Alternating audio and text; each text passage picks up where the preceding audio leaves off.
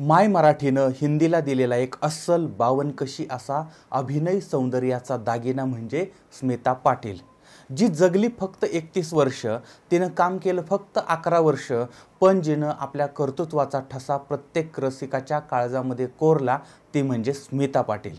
म्हणजे सत्यजित रायपासून ते रमेश सिप्पीपर्यंत, म्हणजे मृणाल सेन, श्याम बेनेगल, केतन मेहता यांच्यासारख्या दिग्गजांबरोबर ती जिनं काम केलं होतं ती होती स्मिता पाटील। चरणदास चोर याच्यामधली राजकुमारी, सामना यामधली कमळी, निशांत यामधली रुक्मिणी, मंथनमधली बिंदू, जैत्रजयतमधली चिंदी, भूमिकामधली उषा आणि सर्वसाक्षी किंवा गमन याच्यामधली सुजाता, आक्रोशमधली नागी, चक्रमधली अम्मा, नमक हलालमधली पूनम, शक्तीमधली रोमा, अर्थमधली कविता, उंबरठामधली सावित्री, मंडीमधली झीनत, अर्धसत्यमधली ज्योत्स्ना, मेरे साथ चलमधली गीता म्हणजेच स्मिता पाटील। तर सुरुवात करू आपण स्मिता पाटील यांच्या स्मित हास्यापासून, म्हणजे त्यांच्या जन्मापासून। तर खानदेश आहे, त्या ठिकाणचे एक नामवंत राजकारणी होते, त्यांचं नाव आहे शिवाजीराव गिरीधर पाटील। आता हे पाटील साधेसुधे नाही आहेत किंवा ती साधेसुधे आसामी नाही आहे, यांचा परिवार हा स्वातंत्र्यपूर्व काळामध्ये स्वातंत्र्याच्या लढ्यामध्ये यांनी भाग घेतला होता, इंग्रजांच्या विरोधामध्ये तुरुंगामध्ये गेलेले होते, अशा पद्धतीचा हा देशभक्त परिवार होता। आता शिवाजीराव जे आहेत त्यांनी सुद्धा देशाच्या स्वातंत्र्यामध्ये, या स्वातंत्र्याच्या लढ्यामध्ये सहभाग घेतलेला होता आणि हेच पाटील पुढे धुळे जिल्हा आहे त्या ठिकाणचं शिरपूर तालुका आहे, या ठिकाणी 2 वेळा आमदार झाले, नंतर ते खासदार झाले, ते पाटबंधारे विभागाचे राज्यमंत्री होते, सहकार राज्यमंत्री होते, सहकार मंत्री होते आणि धुळे नंदुरबार हा जो भाग आहे त्या भागामध्ये यांचं प्रचंड मोठं कार्य आहे आणि यांना केंद्र सरकारनं पद्मभूषण पुरस्कार सुद्धा दिलेला आहे। तर असे शिवाजीराव पाटील। आणि आता यांच्या पत्नी आहेत आणि ज्येष्ठ समाजसेविका आहेत आशाताई पाटील। तर यांच्या पोटी 17 ऑक्टोबर 1955 या दिवशी एक मुलगी जन्माला आली आणि ती प्रीमॅच्युअर बेबी होती, म्हणजे 7व्या महिन्यामध्येच तिचा जन्म झालेला होता आणि त्यामुळे तिची प्रकृती अत्यंत नाजूक होती आणि ही मुलगी कदाचित जगू शकणार नाही असं डॉक्टरांनी सांगितलेलं होतं। पण आई वडिलांनी ती अत्यंत काळजी घेतलेली आहे, तळहाताच्या फोडाप्रमाणे तिला सांभाळलेलं आहे आणि नंतर ती मुलगी जगली आणि ही आई वडिलांच्या काळजाचा तुकडा होती, काळीजपान होती, कारण मृत्यूच्या दाढेमधून यांनी तिला बाहेर काढलेलं होतं आणि पुढं या मुलीच्या गोड आणि स्मित हास्यामुळे तिचं नाव ठेवण्यात आलं स्मिता, म्हणजेच स्मिता शिवाजीराव पाटील। पुण्यामधील रेणुका स्वरूप मेमोरियल माध्यमिक शाळा म्हणजेच मुलींची भावी हायस्कूल जी आहे त्या ठिकाणावरती हिचं शिक्षण झालेलं होतं आणि यानंतर तिनं बॉम्बे युनिव्हर्सिटीमध्ये साहित्याचा अभ्यास केलेला होता, तिला शिक्षणाची आवड होती, त्याचप्रमाणे खेळामध्ये सुद्धा तिनं प्रावीण्य मिळवलेलं होतं, अनेक स्पर्धांमधून तिनं बक्षिसं मिळवलेली होती आणि स्मिताला ड्रायव्हिंगची सुद्धा आवड होती, तिला अभिनयाची सुद्धा आवड होती आणि याच आवडीमधून ती लहानपणापासून नाटकामध्ये सहभाग घेत होती आणि बक्षिसं मिळवत होती। आता पुण्यामधले जे स्थानिक थिएटर्सचे ग्रुप आहेत तर त्या ग्रुपमध्ये सुद्धा ही काम करत होती आणि तिचे काही सहकारी film and television institute of India म्हणजे FTII या ठिकाणी शिकत होते आणि यामुळे या कॅम्पसमध्ये सुद्धा स्मिता सतत असायची आणि इथे सुद्धा तिला अभिनयाचे चांगलं प्रोत्साहन मिळालं होतं, अभिनयाचे धडे मिळाले होते। आता याच सुमारास तिच्या वडिलांची कॅबिनेट मंत्रीपदी निवड झालेली होती आणि त्यामुळे हा जो परिवार आहे तो परिवार 1969 मध्ये बॉम्बेला, म्हणजेच आत्ताचं जे मुंबई आहे त्या ठिकाणी आलेला होता आणि नंतर स्मिताच्या करिअरला एक वेगळं वळण लागलेलं होतं आणि आता स्मितानं दूरदर्शनवरती वृत्तनिवेदिका म्हणून कामाला सुरुवात केली होती। आता या काळामध्ये सगळ्या ज्या वृत्तनिवेदिका होत्या या साडी वापरत होत्या आणि स्मिता पाटील यांना जीन्स आवडत होती। आता या ठिकाणी साडी हा त्यांचा गणवेश होता आणि त्यामुळे मग स्मिता या जीन्स घालायच्या, त्याच्यावरती त्या साडी नेसायच्या आणि त्यानंतर त्या वृत्तनिवेदन करायच्या। आता स्मिता यांचं निवेदन, त्यानंतर त्यांचा आवाज, त्यानंतर सर्वसामान्य तरीही असामान्य अशा पद्धतीचा चेहरा आणि यामुळे मग अल्पावधीतच त्या लोकप्रिय झाल्या आणि त्यावेळेस प्रसिद्ध दिग्दर्शक होते श्याम बेनेगल। तर यांनी त्यांना दूरदर्शनवरती पाहिलं आणि त्यांच्या चरणदास चोर हा जो चित्रपट आहे त्या चित्रपटामध्ये त्यांना पहिली संधी दिली आणि चित्रपटसृष्टीला एक असामान्य अभिनेत्री मिळाली। आता चित्रपटाची याच्यानंतर जी शृंखला चालू झाली ती त्यांच्या मृत्यूपर्यंत चालूच होती. आता दूध सहकारी संघाविरुद्ध बंडाचं नेतृत्व करणाऱ्या हरिजन महिलेची भूमिका मंथन या चित्रपटामध्ये स्मिता यांनी केली होती. त्याचबरोबर ती हंसा वाडकर यांच्या आत्मचरित्रावरती आधारित सांगते ऐका या मराठी चित्रपटाचा रिमेक होता हिंदीमध्ये भूमिका, तर याच्यामध्ये सुद्धा स्मिता यांनी भूमिका केलेली होती. आता याच्यासाठी त्यांना सर्वोत्कृष्ट अभिनेत्रीचा राष्ट्रीय पुरस्कार सुद्धा मिळाला होता. आता स्मिता पाटील या अभिनय करत नव्हत्या, तर त्या भूमिका जगत होत्या आणि त्यामुळे त्यांच्या कलेला, त्यांच्या भाषेला उंबरा नव्हता आणि त्यांनी मृणाल सेन यांचा बंगाली चित्रपट अकलेर संधानी, केतन मेहताचा गुजराती चित्रपट भवानी भवाई याच्यामध्ये सुद्धा म्हणजे वेगवेगळ्या भाषेमध्ये सुद्धा त्यांनी काम केलं होतं. आणि मराठीतील त्यांचे काही अजरामर चित्रपट आहेत, त्याच्यामध्ये एक महत्त्वाचा चित्रपट आहे आणि तो म्हणजे जैत रे जैत. जब्बार पटेल यांचा हा चित्रपट, याच्यामध्ये स्मिता यांनी काम केलं. पण अगोदर सामना या चित्रपटामध्ये सुद्धा स्मिता यांची भूमिका होती आणि त्याच्यानंतर जैत रे जैत या चित्रपटाला भारत सरकारनं 1978 साली राष्ट्रीय पुरस्कारानं सन्मानित केलेलं होतं. त्याचबरोबर ते महाराष्ट्र शासनानं या सर्वोत्कृष्ट चित्रपट आणि सर्वोत्कृष्ट दिग्दर्शक म्हणून सुद्धा गौरवलेलं होतं आणि याच्यामध्ये स्मिता पाटील यांना सर्वोत्कृष्ट नायिका आणि जब्बार पटेल यांना सर्वोत्कृष्ट दिग्दर्शक म्हणून फिल्मफेअरचा अवॉर्ड सुद्धा मिळालेला होता. आता या चित्रपटामध्ये स्मिता यांनी आदिवासी स्त्रीची भूमिका केली होती आणि ही भूमिका वास्तववादी व्हावी याच्यासाठी स्मिता यांनी अथक मेहनत घेतलेली होती आणि त्यासाठी मग त्या भागामध्ये राहिलेल्या होत्या आणि आदिवासी ठिकाणचं जीवन जवळून पाहिलं होतं. त्याचबरोबर ते त्या ठिकाणी जेवण करणं, त्या ठिकाणी राहणं, सगळ्या गोष्टी केलेल्या होत्या आणि त्या भागात एक विहीर होती, तर त्या विहिरीवरचं पाणी ह्या प्यायच्या. पण ते पाणी जे आहे ते यांना पचलेलं नव्हतं आणि ते पाणी दूषित होतं किंवा पचलं नव्हतं किंवा दूषित होतं, असं काहीतरी होतं की ज्यामुळे स्मिता यांना कोलायटिस नावाचा एक आजार झाला होता. पण त्यावेळेस त्यांना ते जाणवलं नाही. पण स्मिता यांच्या बाळंतपणाच्या वेळी मात्र हा आजार उद्भवला आणि त्यानंतर अघटित घटना घडलेली होती. तर जैत रे जैत या चित्रपटाप्रमाणे दुसरा एक उत्कृष्ट सामाजिक चित्रपट होता उंबरठा. आता स्मिता पाटील आणि गिरीश कर्नाड यांनी याच्यामध्ये प्रमुख भूमिका केलेल्या होत्या आणि उंबरठा या चित्रपटाला राज्य आणि राष्ट्रीय पातळीवरती पुरस्कार मिळालेले होते आणि या उंबरठा चित्रपटाचा हिंदी अवतार होता सुबह, तर याच्यामध्ये सुद्धा स्मिता यांनी भूमिका केली होती. आता या चित्रपटाप्रमाणेच राष्ट्रीय पुरस्कार मिळवून देणारा चित्रपट होता चक्र. स्मिता पाटील यांचा चक्र नावाचा हा चित्रपट रिलीज झाला. याच्यामध्ये नसरुद्दीन शाह, कुलभूषण खरबंदा यांच्या प्रमुख भूमिका होत्या आणि दिग्दर्शक होते रवींद्र धर्मराज. तर आयुष्यामध्ये ज्या गोष्टीची सुरुवात जिथून होते तिथंच ती गोष्ट संपून जाते, असं हे कथानक होतं. आता ज्यावेळेस या चित्रपटाचं किंवा या सिनेमाचं पोस्टर जे आहे ते रिलीज झालं होतं त्यावेळी संपूर्ण देशामध्ये खळबळ उडालेली होती, कारण या पोस्टरमध्ये स्मिता पाटील या अर्धनग्न अवस्थेमध्ये संपूर्ण चाळीसमोर आंघोळ करताना दाखवण्यात आलेलं होतं. आता यावरून प्रचंड गदारोळ उठलेला होता आणि यावेळेस स्मिता पाटील यांनी एक मुलाखत दिली होती. त्या मुलाखतीमधले काही महत्त्वाचे मुद्दे लक्षात घ्या, कारण ते आजही आपल्याला जाणवतात.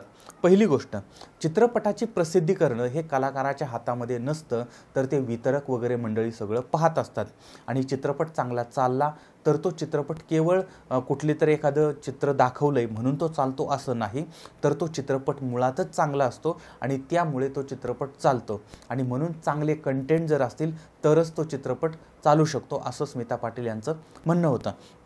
आता या चित्रपटामध्ये झोपडपट्टीत राहणारी एक स्त्री आहे आणि ती बाहेर अंघोळ करते आहे. आता हे त्या लोकांच्यासाठीचं सर्वसामान्यांचं आहे, कारण या महिलेला राहायला स्वतःचं घर नाही आहे, तर ती आंघोळ कुठं करणार, आंघोळीला कुठून घर आणणार, तर ही अत्यंत महत्त्वाची गोष्ट होती. आणि ती नायिका या चित्रपटामध्ये दाखवली होती आणि त्यामुळे ती अशा पद्धतीनं ते फोटो दाखवण्यात आले होते. आता स्मिता पाटील यांचं असं पण म्हणणं होतं की असे काही फोटो बघून 4-2 प्रेक्षक येतील असं काही लोकांना वाटतं, पण लक्षात घ्या की जर चांगल्या पद्धतीनं कंटेंट असेल तरच लोक येतील. आणि या चित्रपटामध्ये स्मिता पाटील यांनी अम्मा, नसरुद्दीन शाह यांनी लुका आणि कुलभूषण खरबंदा यांनी अण्णाची भूमिका केली होती आणि झोपडपट्टीतली ही कथा असल्यामुळे ती अम्माभोवती फिरत होती. आता ती अम्मा जी आहे ती विवाहित होती आणि तिला एक मुलगा होता आणि तिचे अवैध संबंध होते. आता हा चित्रपट अतिशय चांगल्या पद्धतीने चालला होता आणि त्याला चांगले पुरस्कार सुद्धा प्राप्त झाले होते. तर अशा पद्धतीच्या वास्तववादी चित्रपटामध्ये यांनी काम केलंच होतं, अशा अनेक चित्रपटात काम केलं. त्याचबरोबर ती व्यावसायिक चित्रपटामध्ये सुद्धा स्मिता यांनी काम केलं होतं. आता 1982 मध्ये अमिताभ बच्चन यांच्याबरोबर ती नमक हलाल हा जो चित्रपट आहे याच्यामध्ये त्यांनी काम केलं आणि याच्यामधलं पावसातलं गाणं होतं आज रपट जाइये.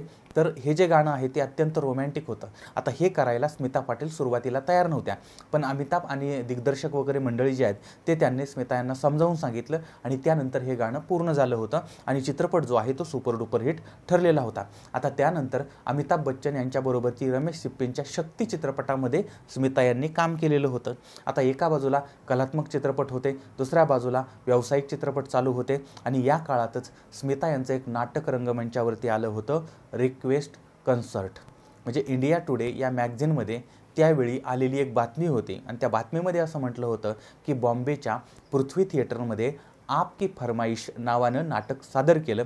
याच्यामध्ये जर्मन नाटककार फ्रान्स झेव्हर यांचं हे मूकनाट्य आहे रिक्वेस्ट कन्सर्ट आणि या नाटकाचा हा अनुवाद होता आणि याच्यामध्ये म्हणजे या नाटकामध्ये बोलणं अजिबात नाही आहे, शब्द अजिबात नाही आहे, फक्त होता तो अभिनय आणि ही सगळी धुरा सांभाळली होती स्मिता पाटील यांनी. एकटीनं हे सगळं इंद्रधनुष्य पेललेलं होतं आणि केवळ हिंदीच नाही तर अनेक भाषा प्रांत या सीमारेषा स्मिता यांनी पुसून काढलेल्या होत्या.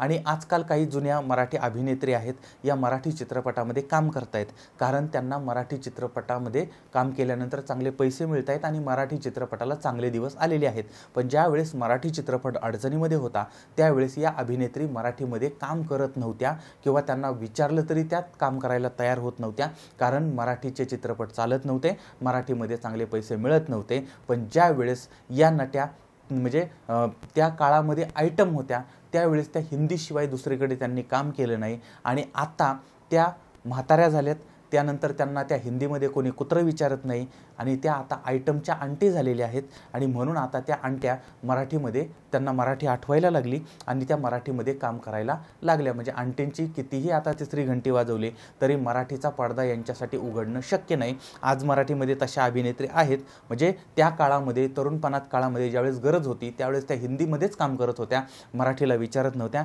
आणि आता मात्र त्या मराठीमध्ये काम करायला लागलेल्या आहेत. पण त्यांचं भवितव्य नाही. पण स्मिता पाटील यांचं मोठेपणा बघा की त्यांनी कलेला महत्त्व दिलेलं आहे, भाषेला महत्त्व दिलेलं आहे, पैशाला महत्त्व दिलेलं नाही. म्हणजे लोक काय म्हणतील याकडे त्यांनी पर्वा केलेली नाही आहे. प्रत्येक भाषा ही एक हृदयाची भाषा असते असं स्मिता पाटील यांचं म्हणणं होतं आणि पैशासाठी काम करायचं नाही असं सुद्धा त्यांचं म्हणणं होतं आणि त्यामुळे त्यांनी या सगळ्या भिंती तोडल्या आणि ज्या ठिकाणी चांगली म्हणजे चांगलं विषय असेल, चांगली भूमिका मिळेल त्या ठिकाणी त्यांनी ते काम केलेलं आहे. म्हणजे एका बाजूला अभिनेत्री म्हणून सुद्धा त्या अत्यंत ग्रेट होत्या आणि दुसऱ्या बाजूला माणूस म्हणून सुद्धा त्या अत्यंत महान होत्या. आता त्याची काही उदाहरणं मी तुम्हाला सांगतो म्हणजे आपल्या लक्षात येईल त्यांचं म्हणजे कशा पद्धतीनं त्या वागत होत्या, कशा पद्धतीनं त्या जगत होत्या. तर सगळ्यात पहिलं उदाहरण घ्या सुप्रसिद्ध तमाशा कलावंत मंगला बनसोडे यांचं. आता मंगलाताई ज्या आहेत त्यांच्या लावण्या, त्यांची अदाकारी, त्यांचा आवाज हा सगळ्या महाराष्ट्राला माहिती आहे. विठाबाईंची लेक म्हणून मंगलाताई यांची ओळख आहेच, पण त्याचबरोबर ती त्यांचं स्वतंत्र अस्तित्व आहे आणि त्यांनी स्वतःची ओळख स्वतंत्र निर्माण केलेली आहे. आता तो काळ होता साधारण 70-80चा. आता यावेळेस मंगलाताई ज्या आहेत त्या तरुण होत्या आणि त्यांना स्मिता पाटील यांनी पाहिलं, त्यांना भेटल्या आणि त्यावेळेस मग त्या स्मिताताई मंगलाताईंना म्हणतायत की तू अतिशय सुंदर दिसतेस, तू छान अभिनय करतेस, तुझा आवाजसुद्धा गोड आहे, तू चित्रपटामध्ये काम कर, मी तुला संधी देते. अशा पद्धतीनं म्हणजे मंगलाताईंचे गुण स्मिताताईंनी ओळखले आणि स्मिता पाटील यांनी याच्या अगोदरसुद्धा अनेक कलाकारांना संधी दिली होती आणि आता म्हणजे त्या कलाकारांचं जीवन आयुष्य त्यांनी उजळून टाकलं होतं आणि आता मंगलाताई यांचं सुद्धा आयुष्य उजळणार होतं कारण स्मिता पाटील ज्या आहेत त्या त्यांना संधी देणार होत्या. पण नियतीच्या मनामध्ये मात्र वेगळंच काहीतरी होतं कारण यानंतर काही महिन्यातच स्मिता पाटील यांचं निधन झालं होतं आणि मंगलाताई यांचं स्वप्न जे आहे ते अपूर्ण राहिलं होतं. एका कलाकाराची प्रतिभा तमाशाच्या गर्दीमध्ये मग हरून गेली, नाही तर आज मंगला बनसोडे या एक प्रथितयश अभिनेत्री म्हणून आपल्यासमोर प्रसिद्धीस आले असत्या. आता मंगलाताईंप्रमाणे त्या अगोदर नाना पाटेकर यांना सुद्धा स्मिता पाटील यांनी संधी दिली होती. आता नाना जे आहेत ते एका सामान्य परिवारामध्ये जन्माला आले होते. अगदी 13व्या वर्षापासूनच नाना स्ट्रगल करत होते. आता नाना पाटेकर यांच्याबद्दल आपण वेगळ्या व्हिडिओत बोलणार आहोत.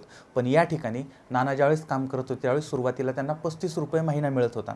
त्यानंतर ते रंगभूमीवरती काम करायला लागले. यावेळेस त्यांना 50 रुपये मिळत होते. आता एकदा एका नाटकामध्ये काम करताना स्मिता पाटील यांनी त्यांना पाहिलं. नानाचा अभिनय जो आहे त्या अभिनयानं त्या प्रभावित झाल्या आणि त्यानंतर मग नानांना सांगितलं की तुम्ही हिंदीमध्ये काम का करत नाही. आणि फक्त सल्ला दिला असं नाही, कारण बरीच मंडळी असतात सल्ला देतात आणि गार करतात, असे सल्लागार असतात. पण तसं स्मिता पाटील नव्हत्या. त्यांनी नाना पाटेकर यांना लगेच रवी चोपडा यांच्याकडे त्या घेऊन गेल्या आणि त्यांच्या आज की आवाज हा जो चित्रपट आहे त्या चित्रपटामध्ये नानाला पहिली भूमिका दिली होती. याच्यामध्ये नाना एका बलात्काराच्या नकारात्मक भूमिकेमध्ये होते आणि त्यानंतर नाना पाटेकर यांनी बॉलिवूडमध्ये आपलं स्थान निर्माण केलेलं होतं. पण याची सुरुवात झाली होती ती स्मिता पाटील यांच्यापासून. आता मराठीमध्ये एक रडक्या अभिनेत्री आहेत म्हणजे रुदन राणी आहेत अलका कुबल. आता अलका कुबल यांची सुद्धा सुरुवात हिंदी चित्रपटापासून झालेली होती. म्हणजे अलका यांनी अनेक नाटकामध्ये म्हणजे बालनाटकामध्ये बालपणापासून काम केलेलं होतं. पण त्यांना पहिल्या चित्रपटाची ऑफर आली होती. तो चित्रपट होता चक्र. याच्यामध्ये अलकाताई यांनी अंमलीची भूमिका केली होती आणि यावेळेस अलकाताई 10वीमध्ये होत्या आणि सेटवरती त्या अभ्यास करायच्या. अभ्यास करता करता अभिनय करायच्या, अभिनय करता करता अभ्यास करायच्या. यावेळेस स्मिता पाटील यांनी त्यांना पाहिलं, म्हणजे त्या स्मिता पाटील बरोबरच काम करत होत्या आणि स्मिताताईंबरोबर काम करायला मिळावं यासाठीच अलका यांनी ही भूमिका स्वीकारलेली होती. यावेळेस स्मिताताई यांचा सहवास तर मिळालाच नव्हता, त्याचबरोबर ते त्यांचा अभिनय पाहण्याचे म्हणजे जवळून पाहण्याची जी संधी होती ती मिळाली. त्यांच्याबरोबर काम करण्याची संधी, त्यांचं व्यक्तिमत्व, त्यानंतर कामाबद्दलची निष्ठा हे सगळं अलकाताईंनी पाहिलं आणि त्यांचा सगळा प्रभाव अलकाताईंवरती पडलेला होता. आणि त्यानंतर पुढं अलकाताई यांनी मराठीमध्ये काम करायला सुरुवात केली. मराठी चित्रपट त्यांच्याकडे आले आणि रुदन राणी म्हणून त्या पुढे प्रसिद्ध झाल्या होत्या. म्हणजे रडक्या चित्रपटामध्ये त्यांनी प्रचंड भूमिका केलेल्या होत्या आणि याच्यामध्ये मग अलका ज्या आहेत त्यांचा छळ होणार, त्यानंतर त्या मरणार आणि चित्रपट जो आहे तो सुपर डुपर हिट होणार, अशा पद्धतीचं गणित ठरलेलं होतं. आता महाराष्ट्रातल्या बायका त्यांचा नवरा आणि त्यांची सासू यांच्यामुळे जेवढ्या रडल्या नसतील त्याच्यापेक्षा जास्त, किंवा कांदा कापताना महिला जेवढ्या रडल्या नसतील त्याच्यापेक्षा जास्त अलका कुबल यांचे चित्रपट बघून रडलेल्या होत्या. आणि या रडारडीला सुरुवात झाली होती म्हणजे स्मिता पाटील यांच्यापासून. म्हणजे स्मिता पाटील यांचा आदर्श घेऊनच अलका कुबल इथं आलेल्या होत्या. आता मध्यंतरी स्मिता पाटील जे आहेत त्यांच्यावरती एक पुस्तक प्रकाशित झालं होतं. आता त्यावेळेस आता एक ज्येष्ठ अभिनेते अमिताभ बच्चन हे प्रमुख पाहुणे होते आणि त्यांनी एक प्रसंग सांगितला होता.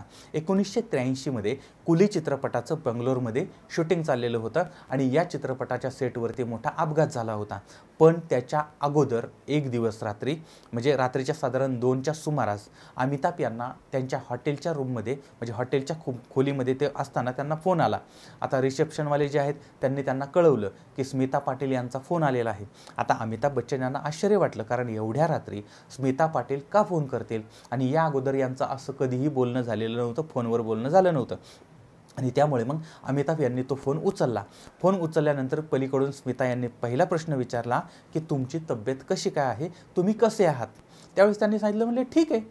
मग म्हटलं तुम्ही असं का विचारताय. त्यावेळेस स्मिताताईंनी सांगितलं, म्हटले की मला एक वाईट स्वप्न पडलं होतं आणि याच्यामध्ये तुम्ही जखमी झालेला आहात असं दिसलं आणि मी मग ते ज्यावेळेस अमिताभ यांच्याबरोबर बोलणं झालं आणि ते सुखरूप आहेत हे कळल्यानंतर मात्र स्मिता पाटील यांच्या जीवात जीव आलेला होता. त्यांना बरं वाटलेलं होतं. नंतर फोन ठेवून दिला.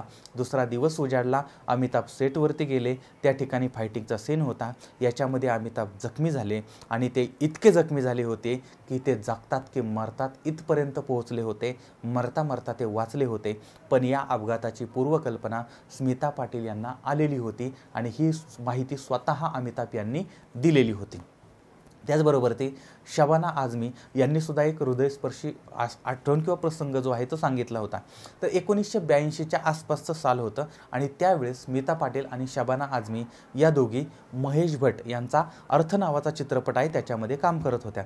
आता त्यावेळेस दोघी चांगल्या मैत्रिणी होत्या आणि मग एकमेकांवरती चांगलं म्हणजे हसून खेळून त्यांचं काम चाललं होतं. चित्रपट तयार झाला आणि त्यावेळेस दिग्दर्शकानं स्मिता पाटील यांचे काही सीन जे आहेत ते कट केले होते. आता हे स्मिता पाटील यांना आवडलं नाही. दिग्दर्शकानं आजूदुजपणा केलेला आहे असं त्यांना वाटलं आणि हे करायला शबाना आझमीनं त्यांना सांगितलं असावं असं त्या स्मिता पाटील यांना वाटायला लागलं आणि शबानानं सगळं क्रेडिट स्वतःकडे घेतलं असंही वाटत होतं आणि यामुळे या दोघींच्यामध्ये वाद निर्माण झाला. आणि त्या काळामध्ये जे पत्रकार लोक होते त्या पत्रकारांनी सुद्धा चुकीच्या बातम्या दिलेल्या होत्या आणि या दोघींमध्ये आग लावून दिली आणि त्यानंतर दोघी एकमेकांबरोबर ती कधीही म्हणजे अजिबात बोलत नव्हत्या. दोघींमध्ये कट्टी निर्माण झाली होती आणि एक दिवस शबाना आझमी यांना बातमी मिळाली की स्मिता पाटील हे जग सोडून गेल्या, त्या मरण पावलेल्या आहेत आणि त्या आता परत कधीही भेटणार नाहीत. यावेळेस मात्र त्यांना ती तळमळ स्मिता पाटील शबाना आझमी यांना तळमळ वाटायला लागली. कारण स्मिता ज्यावेळेस जिवंत होती त्यावेळेस जर तिच्याशी आपण बोललो असतो, तिच्या मनातला गैरसमज आपण दूर केला असता तर म्हणजे हे मनामध्ये वाटायला लागलं. आणि आता जरी आपल्याला कितीही वाटलं, कितीही तळमळ वाटली तरीही ती आता या जगामध्ये नाही आहे. आता तिच्याशी बोलता येणार नाही, आता ती कधीही दिसणार नाही. फक्त शबाना आझमी तळमळत होत्या, पण तळमळ करून सुद्धा काही उपयोग नव्हता. माणूस जिवंत आहे तेव्हाच जे काय आहे ते करायला पाहिजे होतं, पण त्यावेळी दोघींचाही इगो आडवा आला आणि आता ती गेली होती. इगो पण गेला होता, पण मनाला टोचणी मात्र कायम लागून राहिलेली होती. हा प्रसंग शबाना आझमी यांनी सांगितला आणि त्यांनी हे पण सांगितलं की बाबांनो, तुम्ही हे अशी चूक करू नका. जर आपल्या कोणाचं काही चुकलं किंवा काही गैरसमज असतील तर ते तिथल्या तिथं दूर करा. आणि कारण कोणाच्या आयुष्याचा कधी काय होईल काहीही भरोसा नाही आहे. आता स्मिता पाटील आणि शबाना आझमी ज्यावेळेस त्यांची चांगली मैत्री होती त्यावेळेसचा प्रसंग असा आहे की 1975 साली निशांत चित्रपटासाठी कान्स महोत्सव जो आहे त्याच्यामध्ये त्या गेल्या होत्या. आता या ठिकाणी सगळ्या नट्या ज्या आहेत त्या ठिकाणी आलेल्या त्या अत्यंत कमी तुकड्या कपड्यामध्ये आल्या होत्या. पण या ज्या दोघी आहेत त्या दोघींचा पेहराव मात्र साडी होता. आता त्यावेळेस त्या ठिकाणच्या नंगूपुंगू लोकांनी हे बघितलं. त्यांना आश्चर्य वाटायला लागलं की एवढी भरजरी साड्या वगैरे घालून आल्या आणि या सगळ्यांचं कव्हरेज जे आहे ते मग या दोघींना मिळालेलं होतं. त्याचबरोबर ती बघा, स्मिता पाटील यांना त्यांची भूमिका हा जो चित्रपट आहे त्या चित्रपटासाठी पहिल्यांदा राष्ट्रीय पुरस्कार मिळालेला होता. लक्षात घ्या, त्यावेळेस स्मिता पाटील यांचं वय फक्त 21 वर्षाचं होतं आणि या पुरस्कारासाठी स्मिता यांच्या नावाची घोषणा झाली. त्यावेळेस त्या महाराष्ट्रामधल्या एका दुर्गम भागामध्ये सर्व साक्षी या चित्रपटाचं शूटिंग करत होत्या. आता दिल्लीवरून त्यांच्या घरी टेलिफोन आला. आता तो फोन जो आहे तो त्यांच्या आईनं म्हणजे विद्याताई पाटील यांनी उचलला आणि मग त्यांना सांगण्यात आलं की तुमच्या मुलीनं राष्ट्रीय पुरस्कार मिळवलेला आहे आणि तिला 10,000 रुपयांचं बक्षीस मिळणार आहे. आता यावेळेस मग स्मिता पाटील यांच्या आई ज्या आहेत त्यांना हे राष्ट्रीय पुरस्कार वगैरे काय असतात हे काय माहीत नव्हतं. आता ज्यावेळेस स्मिता त्यांचं म्हणजे शूटिंगवरून घरी आल्यानंतर मग यांनी स्मिताला सांगितलं की हे बघ, तुला कुठला तरी पुरस्कार मिळाला आहे आणि त्याच्यासाठी तुला 10,000 रुपये मिळणार आहेत. आता त्यावेळेस मग स्मिता पाटील यांनी आपल्या आईला राष्ट्रीय पुरस्कार म्हणजे काय असतो, तो कसा मिळतो, तो का मिळतो, त्याचं महत्त्व काय आहे हे त्या आईला समजावून सांगितलं आणि त्यामुळे ते 10,000 मिळणार आहेत हे पण सांगितलं. त्यावेळेस त्या आईनं सांगितलं, म्हटली हे बघ, तू चित्रपटात काम करताना तू पैसे घेतले बरोबर? तर म्हटले हो, पैसे घेतले. मग आता म्हटले तुला ते 10,000 रुपये मिळणार आहेत, मग त्या 10,000वर तुझा अधिकार नाहीच आहे. तू चित्रपटात काम करताना पैसे घेतले होते आणि त्याच्यामुळे तुझा हिशोब क्लिअर झाला. त्यामुळे आता तुला जे 10,000 रुपये मिळणार आहेत ते 10,000 रुपये तू गोरगरिबांना वाटून टाकायचेस, गोरगरीब संस्थांना दान करून टाकायचे. आणि लक्षात घ्या, स्मिता पाटील यांनी सुद्धा तसंच केलं होतं. हे त्यांच्यावरती संस्कार होते. एकदा सुनील दत्त यांनी स्मिता पाटील यांच्याशी संपर्क साधला होता आणि दर्द का रिश्ता या चित्रपटामध्ये डॉक्टर अनुराधा ही जी भूमिका आहे ती भूमिका स्मिता पाटील यांना दिली होती. आता सुनील दत्त यांनीच या चित्रपटाचं दिग्दर्शन केलं होतं, निर्मातेसुद्धा तेच होते. आणि सुनील दत्त यांच्या या चित्रपटाची कथा त्यांची पत्नी नर्गिस दत्त यांच्या कर्करोगानं निधन झाल्यानंतर त्यांनी लिहिलेली होती. आणि या चित्रपटामध्ये काम करण्यासाठी स्मिता पाटील यांनी केवळ 1 रुपया मानधन घेतलेलं होतं आणि ती भूमिका केली होती. तर अशा पद्धतीच्या या स्मिता पाटील होत्या. आता यांच्या आवडीनिवडीबद्दल जर बोलायचं झालं तर काय माहिती समोर येते. त्याच्यामध्ये एक म्हणजे आपल्याकडे काय होतं, अनेक महिलांना सोन्याच्या दागिन्यांची आवड असते, पण स्मिता यांना चांदीच्या दागिन्यांची आवड होती. आता जैत रे जैत हा जो चित्रपट आहे त्या चित्रपटामध्ये स्मिता पाटील यांनी स्वतःच्या पैशानं काही विकत घेतलेले चांदीचे दागिने होते ते स्वतःच घातले होते. आणि अनेक चित्रपटामध्ये त्यांनी त्यांच्या आई विद्याताई ज्या आहेत त्यांच्या साड्या घातलेल्या होत्या आणि स्मिता पाटील अत्यंत संवेदनशील आणि हळव्या अशा अभिनेत्री होत्या. आता यांच्याबद्दलची जेवढी माहिती आपण सांगू तेवढी माहिती कमी आहे, पण काही महत्त्वाचे मुद्दे फक्त आता आपण बघूया. तर याच्यामधला पहिला मुद्दा आहे तो म्हणजे स्मिता पाटील यांचं लग्न आणि त्यांचा दुर्दैवी दुसरा मुद्दा मृत्यू. तर स्मिता पाटील यांच्या आयुष्यातील सगळ्यात महत्त्वाची घटना म्हणजे त्यांचं लग्न, त्यांचं प्रेम प्रकरण, त्यांचं लिव्ह इनमध्ये राहणं, त्यांना झालेला विरोध आणि त्यांना झालेला मुलगा आणि त्यांचा झालेला मृत्यू. तर साल आहे 1982. चित्रपट आहे भिगी पलके. आता यामध्ये स्मिता पाटील आणि राज बब्बर हे दोघं काम करत होते आणि दोघंही मुख्य भूमिकेमध्ये होते. ओरिसातील राऊरकेला या भागामध्ये याचं शूटिंग चाललेलं होतं आणि स्मिता आणि राज हे दोघांची या ठिकाणी पहिली भेट झाली. आता या भेटीमध्येच यांच्यामध्ये जवळीक निर्माण झाली, प्रेम निर्माण झालं आणि आता हे दोघं सेटवरती तर एकत्र होतेच होते, पण सेटच्या बाहेरसुद्धा ते फिरायला जायला लागले. हळूहळू या दोघांच्यामधल्या अफेअरची चर्चा सुरू झाली होती. आता सुरुवातीला जस्ट फ्रेंड असं चाललं आणि नंतर मात्र राज बब्बर यांच्या पत्नीला म्हणजे नदिरा बब्बर यांना ते समजलं आपला नवरा अशा पद्धतीनं स्मिता पाटील यांच्याबरोबर फिरतो आहे. आता राज यांना 2 मुलं होती, पत्नी होती, तरीही त्यांचं हे बाहेर प्रेम प्रकरण चालू होतं. आता यामुळे मग पती आणि पत्नीमध्ये दुरावा निर्माण झाला, पण राज बब्बर यांनी याची पर्वा केलेली नव्हती. आता दुसरीकडे ही बातमी जी आहे ती स्मिता पाटील यांच्या घरी समजली होती. आता 2 मुलांचा बाप आणि त्याच्याबरोबर आपली मुलगी फिरते हे जेव्हा त्या आईवडिलांना कळलं त्यावेळेस मग मात्र त्यांनी विरोध करायला सुरुवात केली होती. पण स्मिता पाटील यांनी या गोष्टीची पर्वा केली नाही आणि त्यांनी म्हणजे स्मिता यांनी आपलं घर सोडलं, राज यांनी त्यांचं घर सोडलं आणि हे दोघंही एकत्र राहायला लागले होते. आता यावेळेस स्मिता पाटील यांच्यावरती प्रचंड टीका झाली होती. म्हणजे जी महिला चित्रपटामध्ये महिलांच्या न्याय हक्कासाठी लढते आहे, आपल्या आपण चांगल्या विचारांचे आहोत हे दाखवण्याचा प्रयत्न करते आहे, ती महिला वास्तविक जीवनामध्ये एक संसार, एक परिवार मोडते आहे, ही घरफोडी करणारी आहे, अशा पद्धतीची टीका त्यांच्यावरती होत होती. पण तरीही स्मिता यांनी राज बब्बर यांच्याबरोबर ती लग्न केलं. पण नंतर मात्र त्यांना बराच मनस्ताप भोगायला लागलेला होता, कारण कालपर्यंत जी हसती खेळती स्मिता होती, तरुणी होती, ती मात्र आता शांत राहायला लागली होती. तिच्या जीवनामधला आनंद हरवलेला होता. सुख शोधता ती मूर्तिमंत दुःख बनली होती आणि लग्नानंतर काही महिन्यातच पती आणि पत्नी यांच्यामध्ये वाद निर्माण होत होता. आता या वादामध्येच एक आनंदाची बातमी आली आणि ती होती आपल्या घरामध्ये एक लहान बाळ येणार आहे. आणि 28 नोव्हेंबर 1986 रोजी स्मिता या आई बनल्या. त्यांनी मुलगा झाला, त्याचं नाव ठेवलं प्रतीक आणि या प्रतीकच्या जन्मानंतर साधारण 15 दिवसांनी ती दुर्दैवी घटना घडलेली आहे.